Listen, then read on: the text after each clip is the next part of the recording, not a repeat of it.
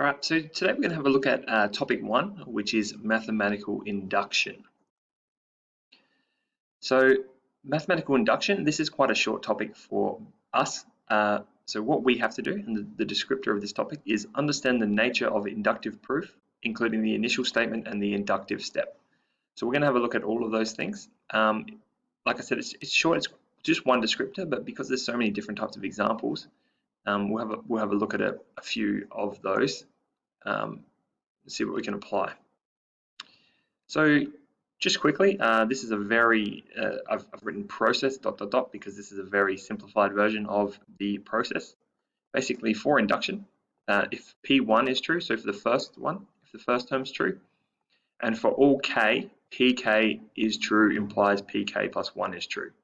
All right, so we find PK and show that if that's true, then PK plus 1 is true.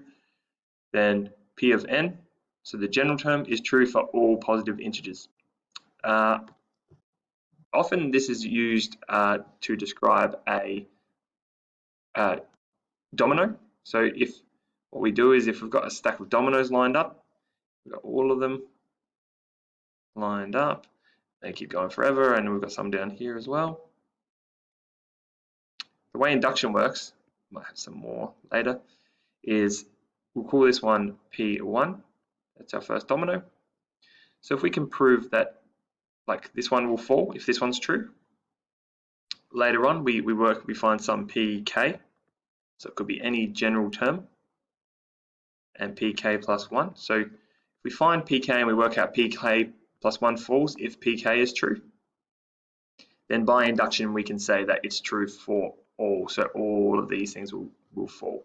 So that's just a little slightly different way of looking at it, but that's induction. So what we could be asked to do is we could be asked to prove these things. There's just 5 of them.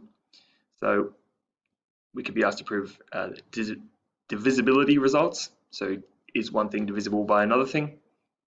Results for sums of complex series. So we'll have a look at those later. We could be asked to prove something with matrices. We could ask to be proved something with product notation and trigonometric series. So what I'm going to do is create a video for each of these, and you can have a look at an example because they are quite long to go through. So I'll go through one of each, a good solid example, and yeah, when we have a go at ourselves, we can use that as a bit of a help. All right. So this was just a bit of an intro video. I'm going to have a look now at these in individual videos. Okay. Thank you.